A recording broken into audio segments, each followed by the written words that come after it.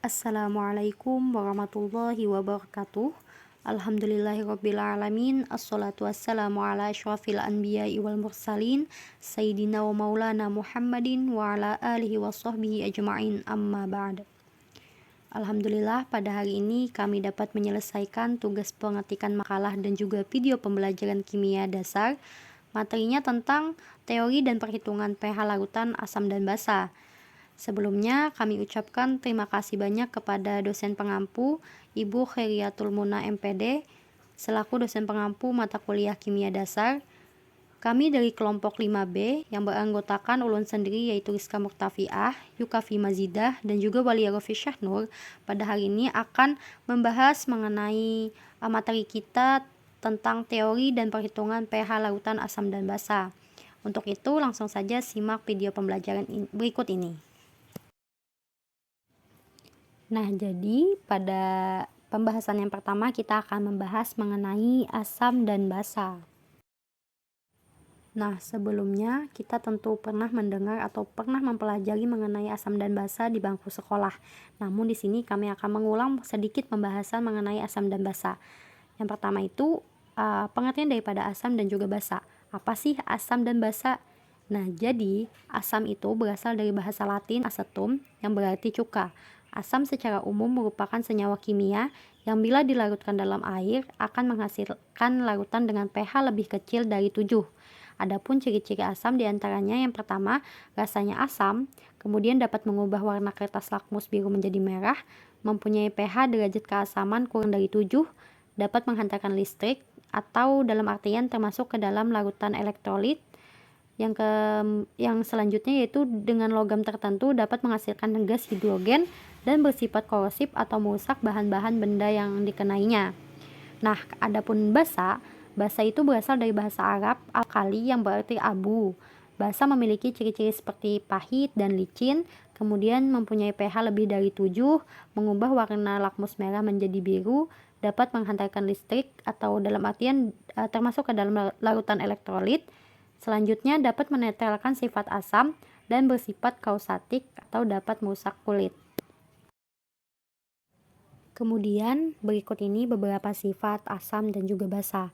Yang pertama yaitu beberapa sifat asam yang dapat diamati di sekeliling kita antara lain berasa asam, di mana berasa asam ini diuji di dalam laboratorium, kemudian terasa sangat pedih bila terkena kulit atau korosif, bereaksi dengan logam-logam tertentu, sifat logam dan juga non-logam, kemudian dapat menghasilkan gas hidrogen. Nah, selanjutnya yaitu bereaksi dengan batu kapur atau CaCO3 dan soda kue NaHCO3 yang mana menghasilkan gas karbon dioksida. Selanjutnya yaitu bereaksi dengan kertas lakmus dan mengubah lakmus biru menjadi merah. Adapun beberapa sifat basa yang dapat kita amati di sekeliling kita antara lain berasa pahit, kemudian terasa licin di kulit, bereaksi dengan minyak dan lemak, bereaksi dengan kertas lakmus dan mengubah lakmus merah menjadi biru, bereaksi dengan asam menghasilkan garam dan air. Nah, jadi sejumlah asam dan basa itu dapat kita temukan di dalam kehidupan sehari-hari. Misalnya saja contohnya, contoh daripada asam lambung atau pembersih kamar mandi, kemudian ada cuka, larutan elektrolit pada aki, minuman berkarbonasi atau soft drink yang biasanya kita temui di dalam kulkas. Kemudian juga ada antiseptik atau obat tetes mata, ada aspirin juga, obat sakit kepala. Selanjutnya juga contoh daripada basa dalam kehidupan sehari-hari banyak sekali kita temukan, antara lain yaitu pembersih lantai, kemudian ada sabun, soda kue, susu magnesia, antasida atau obat mah, kemudian masih banyak lagi asam dan juga basa dalam kehidupan sehari-hari. Nah, jadi ditemukan fakta bahwasanya semua asam itu mengandung ion hidrogen atau ion H+, sedangkan basa itu mengandung ion OH-. Kemudian ada 3 teori yang menjelaskan mengenai definisi asam dan basa menurut para ahli. Nah, apa saja teorinya? Mari kita simak slide berikutnya. Seperti yang telah ulun sampaikan sebelumnya, bahwasanya ada beberapa teori yang membahas mengenai definisi asam dan basa. Jadi teori yang pertama itu teori asam basa Arrhenius, kemudian teori asam basa Bronsted-Lowry, Dan yang ketiga adalah teori asam basa Lewis. Teori yang pertama yaitu teori asam basa Arrhenius. Mari kita simak slide berikutnya. Baik, langsung saja kita membahas mengenai teori yang pertama terlebih dahulu, yaitu teori asam basa Arrhenius. Svante August Arrhenius merupakan seorang ilmuwan kimia dari Swedia yang berhasil mengemukakan konsep asam dan basa yang dapat diterima sampai saat ini. Adapun pendapat dari Arrhenius bahwasanya asam adalah zat yang menghasilkan ion hidrogen atau H+ dalam air, dan basa adalah zat yang menghasilkan ion hidroksida atau OH- dalam air. Sebagai contoh kita lihat asam klorida atau HCl di sini merupakan contoh daripada asam. Kita lihat persamaannya, HCl menjadi H+ plus Cl-. Valensi asam sama dengan 1, anion sisa asam sama dengan Cl-. Nah, jadi berdasarkan teori Arrhenius ini, yang menyebabkan suatu larutan bersifat asam adalah ion hidrogen atau H+, atau juga ion hidronium atau H3O+ yang dihasilkan. Jumlah ion H+ dari ionisasi 1 mol asam disebut valensi asam, sedangkan anionnya disebut sebagai anion sisa asam. Nah, sekedar info bagi teman-teman, di sana ada tertulis ion hidronium atau H3O+. Jadi H3O+ itu sama dengan ion hidrogen, cuman H+ itu penulisan secara singkatnya. Pada dasarnya ion hidrogen, ion H+ dan juga H3O+ atau ion hidronium itu sama. Jadi tidak perlu dibingungkan lagi. Coba kita lihat pada contoh, di sana ada tertera H+ plus Cl-. Nah, sudah dapat dipastikan bahwasanya contoh itu termasuk ke dalam contoh asam karena terdapat ion hidrogen atau H+. Selanjutnya kita beralih ke samping, yaitu contoh natrium hidroksida atau NaOH, yaitu contoh basa. Kenapa dapat dikatakan basa? Karena coba kita lihat persamaannya, di sana ada Na+ ditambah OH-. Nah, jadi basanya itu kita dapat simpulkan karena di sana terdapat ion hidroksida atau OH-. Jadi yang menyebabkan suatu larutan bersifat basa itu adalah ion hidroksida atau OH- yang dihasilkan. Nah, jumlah ion OH- dari ionisasi 1 mol basa disebut dengan valensi basa, sedangkan kationnya disebut sebagai kation sisa basa. Baik, kita lanjut. Berdasarkan jumlah H+ yang dihasilkan ketika larut dalam air, asam itu dapat dibagi menjadi 3. Yaitu yang pertama itu asam monoprotik, diprotik, dan juga triprotik. Nah, asam monoprotik itu adalah asam yang menghasilkan 1 ion hidrogen per molekul. Adapun contoh asam yang termasuk dalam jenis asam monoprotik yaitu HCl dan juga CH3COOH. Selanjutnya ada asam diprotik, yang mana asam ini menghasilkan 2 ion hidrogen per molekul pada 2 reaksi terpisah. Adapun contoh yang termasuk jenis asam diprotik yakni asam sulfat H2SO4. Kemudian ada asam triprotik, di mana asam ini mampu menghasilkan 3 ion hidrogen, contohnya H3PO4 atau asam fosfat. Nah, dapat dilihat pada gambar yang sudah kami sediakan ionisasi asam fosfat. Nah, jadi secara umum semua asam yang menghasilkan lebih dari 1 ion hidrogen disebut dengan poliprotik. Sama halnya dengan asam basa juga terbagi menjadi 3 jika dilihat berdasarkan jumlah OH- yang dihasilkan ketika larut dalam air. Nah, yang pertama itu basa monoprotik, di mana basa ini menghasilkan 1 ion hidroksida atau OH- per molekul, contohnya NaOH dan NH3. Kemudian ada basa diprotik, yang mana menghasilkan 2 ion hidroksida per molekul, contohnya magnesium hidroksida atau MgOH2. Selanjutnya ada basa triprotik, basa ini mampu menghasilkan 3 ion hidroksida, contohnya AlOH3. Nah, jadi secara umum semua basa yang menghasilkan lebih dari 1 ion hidroksida disebut basa poliprotik. Nah, teori asam basa Arrhenius ini memiliki kelemahan antara lain. Yang pertama, hanya berlaku untuk senyawa yang dilarutkan dalam air saja. Yang kedua, tidak dapat menjelaskan sifat asam basa yang tidak melalui pembentukan ion hidrogen maupun ion hidroksida. Baik, kita lanjut kepada teori yang kedua, yaitu teori asam basa Bronsted-Lowry. Nah, lanjut teori yang kedua ini yaitu teori asam basa Bronsted-Lowry. Jadi pada tahun 1923, Johannes Nicolaus Bronsted atau ahli kimia yang berasal dari Denmark dan juga rekannya Thomas Martin Lowry atau ahli kimia yang berasal dari Inggris menjelaskan konsep asam basa berdasarkan transfer proton. Nah, teori asam basa Bronsted-Lowry ini tidaklah bertentangan dengan teori asam basa Arrhenius, justru lebih melengkapi. Jadi pada teori asam basa Bronsted-Lowry ini bahwasanya asam adalah donor proton H+ dan basa adalah akseptor proton H+. Berikut contohnya. Selanjutnya yaitu teori yang terakhir, teori asam basa Lewis. Selanjutnya yaitu teori asam basa Lewis. Nah, Gilbert Newton Lewis merupakan ahli kimia yang menjelaskan teori pasangan elektron yang membantu pemahaman ikatan kovalen memperluas konsep asam basa. Teori Bronsted-Lowry hanya terbatas pada reaksi yang melibatkan proton. Di sekitar kita masih banyak reaksi yang memiliki sifat asam basa tetapi tidak sesuai dengan teori asam basa Bronsted-Lowry. Nah, pada tahun 1932, Gilbert Newton Lewis atau ahli kimia dari Amerika ini mendefinisikan asam sebagai suatu zat yang dapat menerima sepasang elektron dan basa adalah zat yang dapat memberikan sepasang elektron.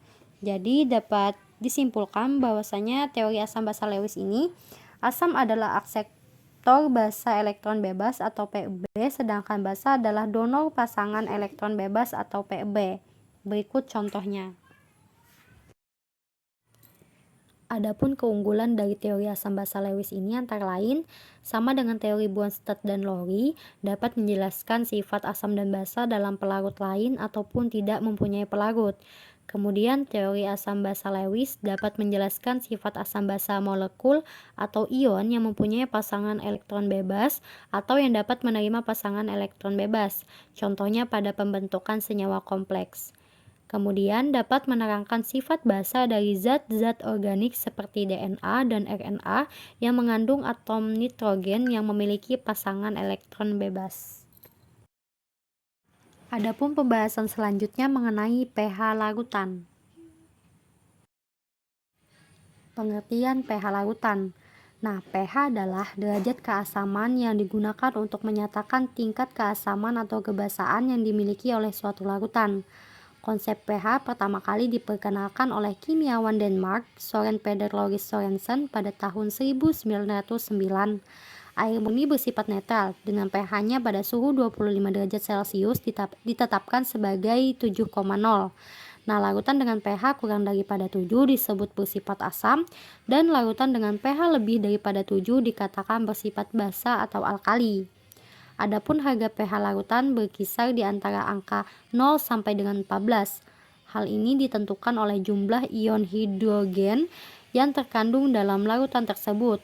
Untuk mengetahui nilai pH suatu larutan dapat dilakukan dengan menggunakan indikator asam basa.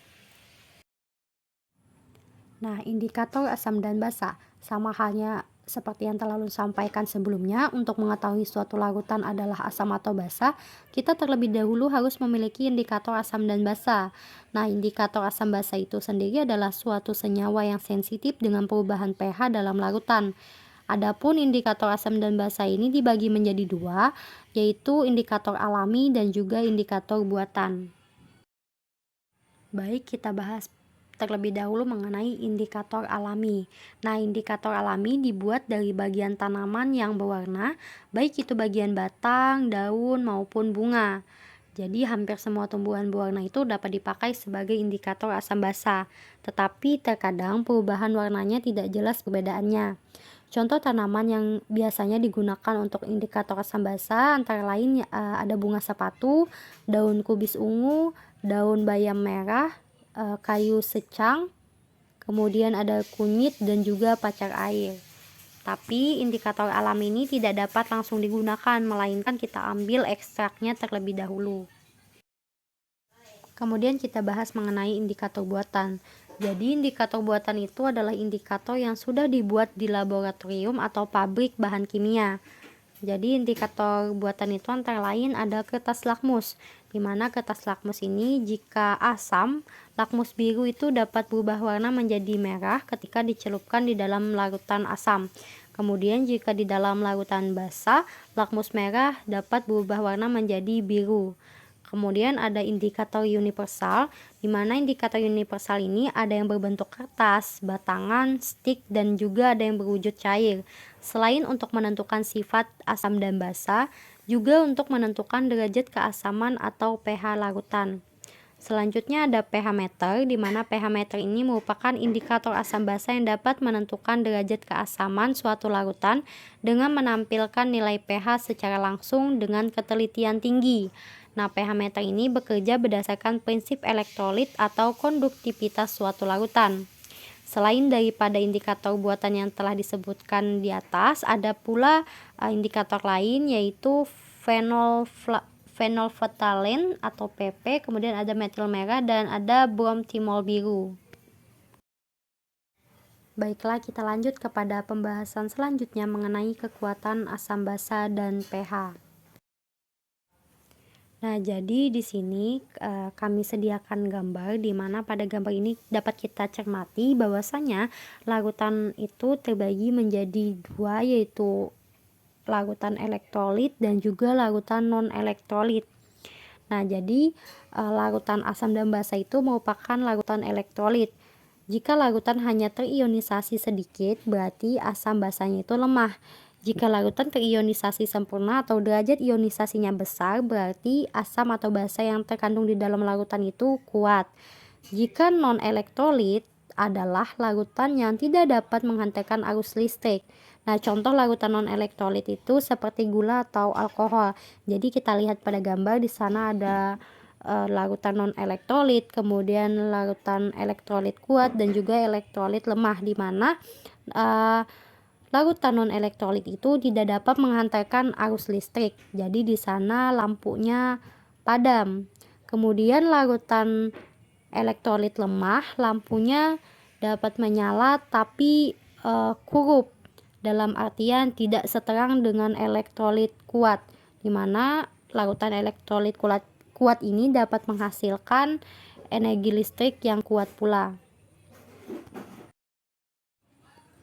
Baik, kita lanjut kepada hubungan pH larutan dan kekuatan asam basa. Jadi asam maupun basa itu dibagi menjadi dua, ada asam kuat, ada asam lemah, ada basa kuat, dan juga ada basa lemah. Jadi asam kuat itu semakin besar konsentrasi ion hidrogen atau H+ dalam larutan, maka nilai pH-nya semakin kecil. Kemudian asam lemah itu semakin kecil konsentrasi ion hidrogen dalam larutan, maka nilai pH-nya semakin besar. Adapun basa kuat, semakin besar konsentrasi ion hidroksida atau OH- dalam larutan, maka nilai pH menjadi semakin besar. Sebaliknya, pada basa lemah, semakin kecil konsentrasi ion hidroksida atau OH- dalam larutan, maka nilai pH menjadi semakin kecil. Nah, di sana sudah ulun tampilkan berupa angka, di mana di situ 0 sampai 3. Kita lihat pada skalanya. Ketika asam kuat itu kemungkinan dia berada pada titik 0 sampai dengan 3. Adapun asam lemah itu sekitar 4 sampai dengan 6 mendekati 7. Adapun basa kuat berkisar antara angka 12 sampai 14 dan juga basa lemah berkisar antara angka 8 sampai dengan 11. Kemudian menentukan pH pada asam kuat dan juga asam lemah. Nah, asam kuat itu zat terlarut dalam larutan yang mengion seluruhnya. Dalam artian valensi asam atau jumlah H+-nya sama dengan 1, di mana contohnya antara lain ada HCl, ada HBr, dan lainnya. Kita lihat pada rumusnya. Cara menentukan H+ atau menemukan H+ itu molaritas asam dikali valensi asam atau jumlah H+. Kemudian untuk menentukan pH-nya yaitu min log H+, di mana nanti akan ditemukan rumus min log M asam dikali valensi asam. Kemudian asam lemah, di mana asam lemah ini zat terlarut dalam larutan ini tidak mengion seluruhnya atau valensi asamnya itu tidak sama dengan 1. Salah satu contohnya ada CH3COOH dan juga HCN, namun masih banyak lagi lainnya contoh daripada asam lemah ini. Kemudian kita lihat pada rumus di sana untuk menentukan H+, rumusnya akar ketetapan ionisasi asam dikali molaritas asam. Kemudian untuk menentukan pH-nya sama dengan asam kuat, yaitu min log H+. Jadi nanti akan ditemukan rumus min log akar ketetapan ionisasi asam dikali molaritas asam. Kemudian menentukan pH pada basa kuat dan juga basa lemah. Nah, basa kuat ini zat terlarut dalam larutan ini mengion seluruhnya, sama halnya dengan asam kuat. Berikut sudah ulun tampilkan juga contoh-contoh daripada basa kuat. Kita langsung saja memasuki kepada rumus. Jadi untuk menentukan atau menemukan OH-nya, B dikali MB, di mana B itu merupakan valensi basa atau jumlah OH- dan MB itu merupakan molaritas basa. Jadi ditemukan POH-nya sama dengan min log OH-, yaitu min log B kali MB. Jadi sekedar informasi bahwasanya untuk menentukan atau menemukan nilai pH pada basa, kita terlebih dahulu menemukan jumlah daripada POH-nya. Jadi rumus pH-nya 14 dikurang POH. Jadi akan kita simpulkan bahwasanya rumus basa kuat ini untuk menemukan pH-nya 14 dikurang min log OH-. Kita lanjut kepada pembahasan di sebelahnya mengenai basa lemah. Jadi basa lemah ini merupakan zat terlarut dalam larutan ini tidak mengion seluruhnya. Jadi sama halnya dengan asam lemah. Jadi kita langsung saja lihat pada rumusnya. Untuk menentukan OH-, di sana rumusnya akar Kb dikali M basa atau alfa dikali M basa, di mana keterangannya Kb itu merupakan ketetapan ionisasi basa, Mb itu merupakan molaritas basa. Sama halnya dengan basa kuat, untuk menemukan pH kita terlebih dahulu menentukan POH-nya. Jadi POH itu rumusnya min log OH-. Kemudian barulah kita dapat menurunkan rumus selanjutnya, yaitu dalam menemukan pH-nya, yaitu 14 dikurang POH. Kemudian hubungan harga pH dengan konsentrasi ion hidrogen. Jadi dari tabel di samping itu dapat disimpulkan bahwasanya H+ sama dengan 0,1 M sama dengan 10 pangkat 1, pH-nya sama dengan 1. Kemudian H+ 0,01 M sama dengan 10 pangkat 2, pH-nya sama dengan 2, dan juga seterusnya. Secara matematika, hubungan harga pH dengan H+ adalah 1 sama dengan min log 10 pangkat 1, kemudian 2 sama dengan min log 10 pangkat 2, dan seterusnya. Jadi dapat disimpulkan pH sama dengan min log H+.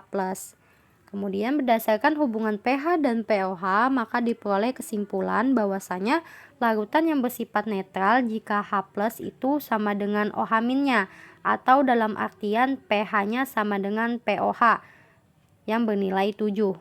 Kemudian apabila larutan yang bersifat asam, jika H+ lebih dari OH- atau pH-nya kurang dari 7. Dan yang selanjutnya yaitu larutan bersifat basa jika H+ kurang dari OH- atau pH-nya lebih daripada 7. Nah, kita memasuki kepada contoh soal daripada asam kuat. Nah, jadi di situ ada dua soal. Yang pertama itu tentukan pH dari 200 ml H2SO4 0,3 M log 6 itu sama dengan 0,8. Kemudian yang kedua itu tentukan pH dari 6,3 gram HNO3 dalam 200 ml air. Nah, jadi langsung saja kita jawab. Yang pertama dulu kita bahas yaitu menentukan pH daripada H2SO4. Jadi kita langsung saja tuliskan rumusnya tadi, pH sama dengan min log alfa dikali M, di mana alfa itu merupakan valensi asam atau jumlah ion hidrogennya atau ion H+-nya. Kemudian M itu merupakan molaritas dari asam. Jadi kita langsung saja masuki karena sudah diketahui pada soal. Jadi kan alfanya tadi di situ. Nah, jumlah pada ion H-nya ada 2, kita tuliskan min log 2 dikali M-nya di situ 0,3, kita tuliskan di situ 3 kali 10 min 1. Kemudian kita turunkan min log 2 dikali 3 kali 10 pangkat min 1, didapatkan hasilnya min log 6 kali 10 pangkat min 1. Bisa saja 10 pangkat min 1-nya kita hilangkan, langsung menjadi 1 min log 6. Nah, jadi kan tadi sudah diketahui itu pada soal log 6 itu sama dengan nilainya dengan 0,8. Jadi kita turunkan 1 dikurang 0,8 hasilnya 0,2.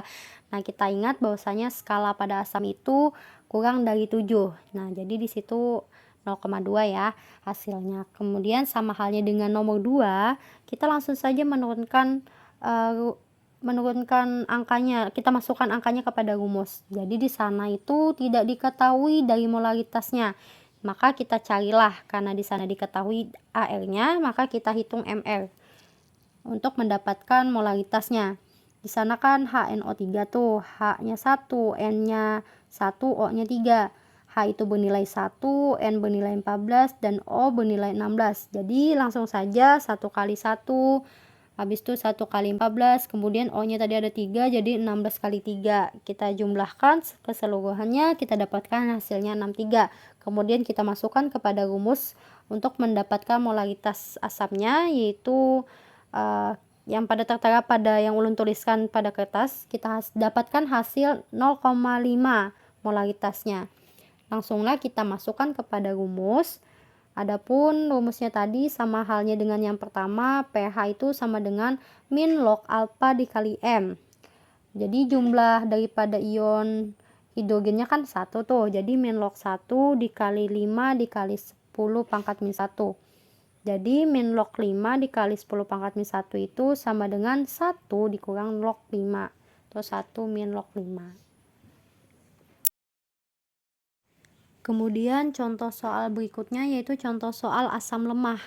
Nah, jadi di sana ada soal tentukan pH dari 100 ml CH3COOH 0,4 M. Diketahui di sana ketetapan atau tetapan ionisasi asamnya sudah diketahui yaitu 10 pangkat min 5. Langsung saja kita masukkan. Kita ingat lagi rumus pada asam lemah untuk menentukan H+ itu sama dengan akar Ka dikali M asam, di mana Ka itu termasuk ketetapan ionisasi asam dan M itu merupakan molaritas asam. Kita masukkan. Karena pada soal itu sudah diketahui juga 10 pangkat 5 dikali 4 kali 4 10 pangkat min 1, turunkan, lalu kita dapatkan hasilnya 2 10 pangkat min 3. Nah, itu sudah dapatkan H+-nya, langsung kita masukkan kepada pH-nya untuk menentukan atau menemukan daripada nilai pH-nya.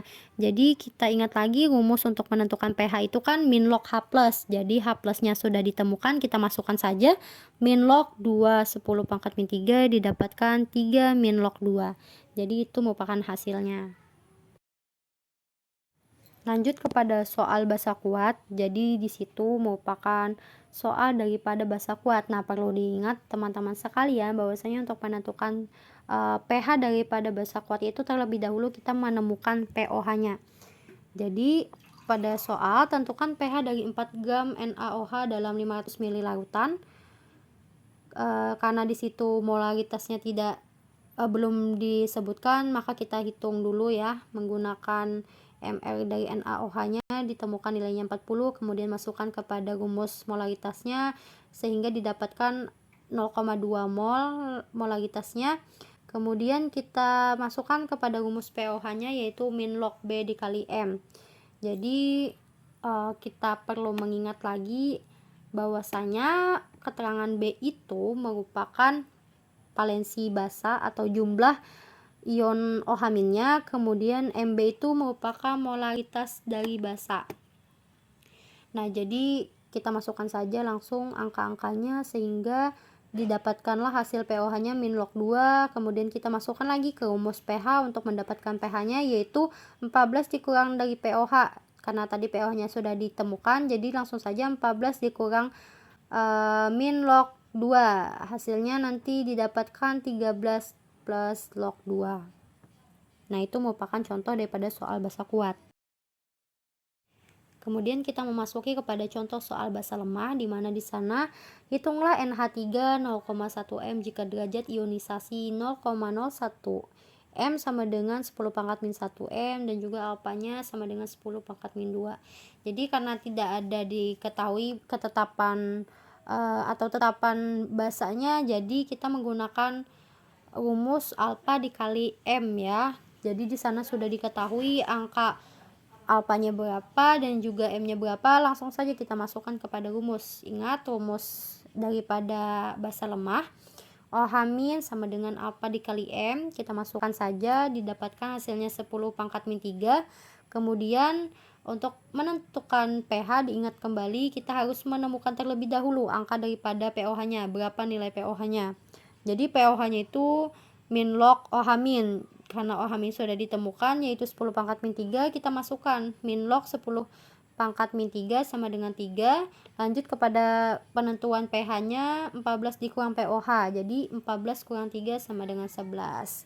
Nah, jadi kan kita mengetahui nih bahwasanya basa itu skala pH-nya itu lebih dari 7. Nah, jadi di sini angkanya 11, berarti memang benar ya bahwasanya ini termasuk ke dalam kategori basa karena dia lebih daripada 7. Jadi hanya itu pembahasan yang dapat kami bawakan, semoga dapat difahami. Mohon maaf atas segala kesalahannya. Jadi di sini kami memberikan referensi, mungkin ini bukan referensi dari makalah kami ya, melainkan ini referensi link YouTube supaya teman-teman bisa mengakses daripada link tersebut. Jadi link ini untuk menambah wawasan teman-teman sekalian, karena kami sadari juga kami masih terbelit-belit dalam menjelaskan. Jadi teman-teman bisa menggunakan link berikut ini untuk memperdalam mengenai materi asam dan basa, pH larutannya juga. Baik, mungkin hanya itu saja yang dapat kami sampaikan. Mohon maaf atas segala kesalahan karena pemakalah atau penyaji pada hari ini menyadari bahwasanya penjelasan kami masih terbelit-belit. Jadi teman-teman kami harapkan bisa meningkatkan pemahamannya, tidak hanya membuka makalah yang kami tuliskan, melainkan juga bisa membuka link YouTube yang telah kami sediakan pada link sebelumnya. Mungkin hanya itu yang dapat kami sampaikan. Mohon maaf atas segala kesalahan. Akhirul kalam. Wassalamualaikum warahmatullahi wabarakatuh.